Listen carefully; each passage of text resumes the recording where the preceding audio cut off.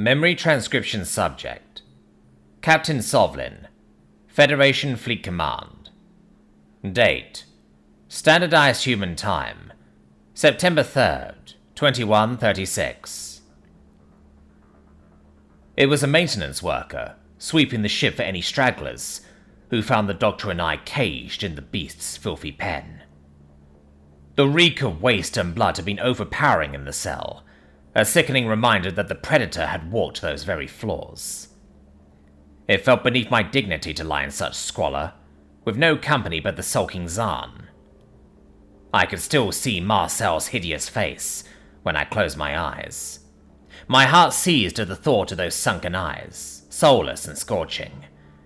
The sound of the human's voice grating in my ears, as he tried to offer some deceitful words, was unforgettable too. When I saw my first officer chumming it up with that savage, it was no wonder I saw red. What a nightmarish creature it was, I thought. How could anyone ever care for it? Russell's betrayal stung more than the burning in my leg ever could. I had taken the Kolshin under my wing for decades, and mentored him into a confident officer that commanded respect. How could he shoot me? For that animal? After what the Federation had endured, wasn't I entitled to a few minutes of retribution? The human's suffering paled in comparison to the children mauled as Arxor toys, or the worlds raised in radiation and fire. The first officer's most offensive statement was comparing me to the Arxor. Since when was protecting my crew from an existential threat a crime? Everyone would be happier with one less human prowling the universe. Other than the Venlil, I suppose. They needed to be rescued before the Predators sank their claws any deeper. "Sovlin," Zahn growled. "The Prime Minister is on the line. Are you well enough to speak to her?" It was arduous to round up the crew from various shuttles, but we managed to put the band back together. Placing a medical official with no combat expertise as acting first officer wasn't my first choice, but I needed someone who would support me on matters of human policy. Keeping the crew on a leash was my primary objective. I raised my hobbled leg, studying the azure-stained bandage. "Of course I am! Russell blew off a limb, not my head. Put her on screen." The video call flickered to life, revealing a glaring Piri. "Sovin, tell me how you managed to lose a Predator in the mere days since your last check-in. The Federation is going to freak out." Word of Tava's folly travelled across the Federation within days, after we detained our unwelcome guest. Panic was spreading through civilian channels, and public pressure was mounting for an immediate response. Galactic leaders arranged an emergency convention to discuss joint action, but it would take days for everyone to arrive at the designated meeting spot.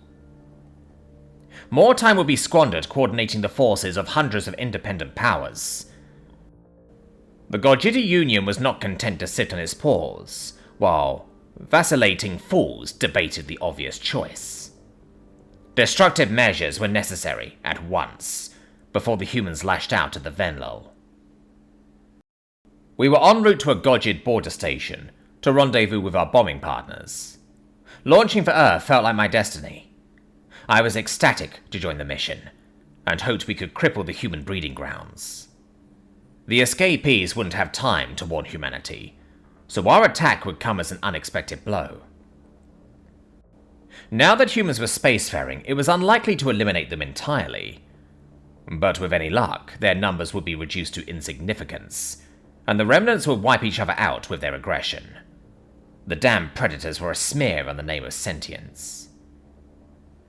"Must your head always be elsewhere? I demand an answer, Captain," Piri hissed. "How did the Predator escape?" "I don't know how to say this, but First Officer Russell shot me and released it," I answered. The Prime Minister recoiled in shock. "Russell? Why? He served under you for decades. He's practically Gojid at this point. What pushed him to such reckless action?" "The humans seem to have an ability to charm others that we didn't account for. They appear to be able to manipulate empathy and to pretend to be like the rest of us. My first officer said I was being unfair to the Flesh Eater, if you believe that. Well then, I'll put out a warrant for Ressel's arrest. I'm sure the Kolshians will side with us. There's no excuse for a veteran who just watched our briefing videos releasing a human. She tapped a few buttons on her console, most likely penning a transmission to the Federation. At least we've gathered some key information from this debacle. The humans are more intelligent than the Greys, and more cooperative. With respect, ma'am, what makes you say that? The Arxor would have never made it to space without our interference, but these monkeys did it without outside assistance. I suppose you're right. That only makes their schemes and ruses more complex. They seem quite capable of mirroring empathetic responses. Indeed. Let's not forget, Sovlin, the Venlor are one of the weakest and most emotional races in the galaxy, and that's by our standards. The humans will enjoy turning on them. My thoughts exactly. Whatever Tava or Rassel say, the only good human is a dead human, and I'm going to see to it that there's a lot of those by next week. I commend your courage. Oh, and Captain? Be warned that we've lost contact with 2 military outposts that were slated to join the bombing run. Our scouts are going to look in, but I'll stay alert. I flared my nostrils in dismay.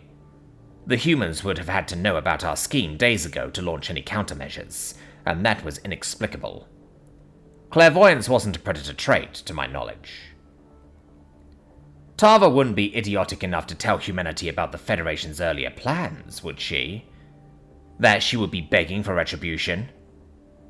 Venlo involvement in the plot was extensive, according to my files. Due to Earth's proximity to their borders, they prodded the Federation to act quicker. The decades our leaders spent dawdling was time for the Predators to advance. Perhaps the humans had kidnapped some Venlo quietly and were torturing them, out of Tava's eye. There were a myriad of ways they could have obtained the information. I'll report if I hear anything. It could be the Arxor, though it's impeccable timing if so, I said. Piri flicked her ears. Perhaps. Is it bad that I almost hope it's the Greys? Ugh. Take care of yourself, Sovlin. The call blinked out, and I turned my attention to the viewport. The blue dot on screen was an unnamed Gojid colony, with a population around 20,000. Its border location lacked appeal for potential settlers, due to the inherent peril. Its only drawing point was dirt cheap housing. The humans will push everyone closer to home soon enough. Our resources are already strained with a single enemy, I pondered. Our military launch point was lodged on a large asteroid, just beyond the colony's orbit. It functioned as a hub for bomber squadrons and defensive units. I spotted a few Gojid patrol ships, adrift in the system's outer reaches. Spacecraft were ready to fight at all hours of the day, in case of any Arxor incursions. Everything appeared to be normal, but Piri's warning lingered in my mind. Predators love stealth and ambush tactics. If our attackers were the humans, that was more proof they were the same as the Greys. It was their nature to catch others off guard and helpless. Halt out of docking range, I shouted. Scan the perimeter for ship activity. Better safe than sorry. No. Halt out of docking range, I shouted. Scan the perimeter for ship activity. Better safe than sorry. It could do no harm to supplement our station's intel from a different vantage point. Sensors didn't reveal any subspace disruptions or gravitational disturbances, at first glance. However, there were a few stray radio signals by the system's gas giants that seemed peculiar. That caught my attention, and I decided it merited further investigation. What are those coordinates you've input? Why are we turning the viewport? Zahn asked. I tapped my claws nervously. Nothing, I hope. We'll see soon enough. Zooming in on the source of the EMF anomaly, a formation of angular ships became visible. Gasps sounded across the bridge. My spines raised in an instant, and I gaped at the startling image. How could an enemy have gotten within the system unseen? Lurking near celestial bodies with high masses to evade detection was possible, in theory. But there wasn't a more dangerous place to disengage warp. While a strong gravitational field masked an incoming subspace trail, it would leave the ships at risk of being drawn into orbit.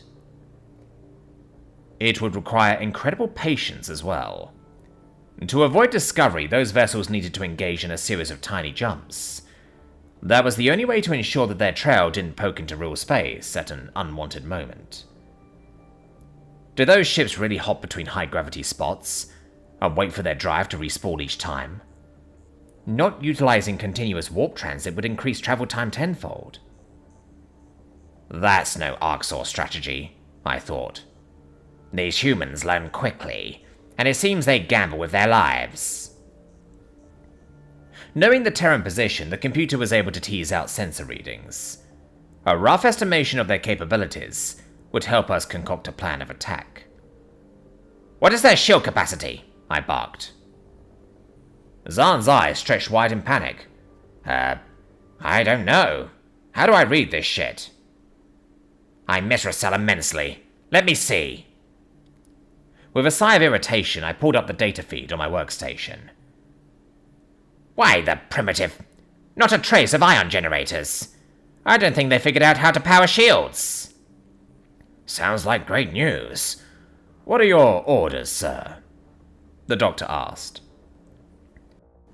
My disappointment with Zahn was already mounting. A lackey wasn't what I desired, deep down. I wanted a first officer with their own ideas, who was willing to challenge me when their thoughts were contrary. The thought of a cell wasting in a cell, or being toasted over a fire by the humans, felt like such a damn waste. A fine man, who threw away his career over some misplaced idealism. Charge the railgun, but slow and subtle. We don't want to alarm the humans. A sharp pain stabbed through my leg, the first sign of the painkillers waning. In the meantime, let's amplify and intercept those radio signals.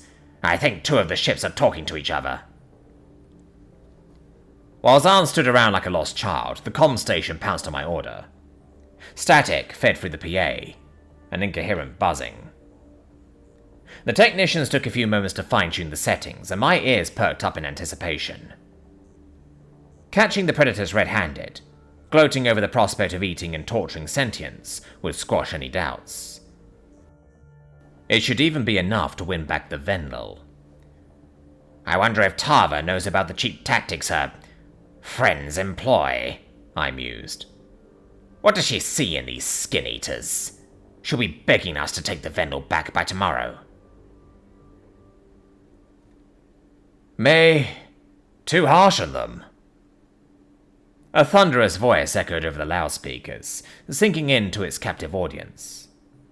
It was so quiet on the bridge that you could hear a pin drop. The Arxor traumatized the Xenos, and we're just making it worse. They'll think we're just like them, Sani. This'll be their proof. They're going to attack Earth if we don't, came the tired reply. It's a military base, nothing more. It's fair game. Maya didn't put any civilian targets on the list. But the Gojids haven't done anything yet. There's still time for them to change their mind. We should have tried to negotiate. Raj, are you mad? They would drop bombs on London, Mumbai or Lagos without thinking for a second. They don't want to talk to us. I know. I just signed on to fight the Arxor, and now, it's not like I imagined. This is not the time for second thoughts. We'll offer medical assistance to any survivors. I'm certain the UN and the Venlil will try to broker peace. But right now, this is about surviving. This is about humanity. I blinked in confusion. Much of my crew looked dazed, as though they were having trouble processing the conversation. From the two humans' words, you would think it was the Gojids who were the villains in this scenario, not the stealth ships creeping in on a clueless station. Why were those Predator pilots talking like they felt sorry for us?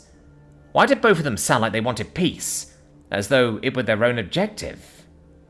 Soft old fool, I cursed myself. How did you almost fall for such a basic trap? It must be some sort of trickery, an empathetic ploy, in case anyone was listening in. If we hesitated to shoot the human craft, that lent them a strategic advantage. There was no other reason to talk and give away their position. It was that charm ability I mentioned to Piri. No wonder the Venel had fallen for it, after prolonged exposure to their smooth tongues. "Turn that off!" I hissed. "Delete all records of that conversation. They're trying to manipulate us." "But how could they know we were listening, Sovlin?" a comms technician asked. "What if they actually meant that, and we just keep trying to harm them?" "Humans don't understand what peace means, you numbskull. They're parroting something the Venlo told them." The young analyst scowled. "Sir, you have the authority to get our station to stand down. I think we should hail them and offer a truce. Then we can see what they do.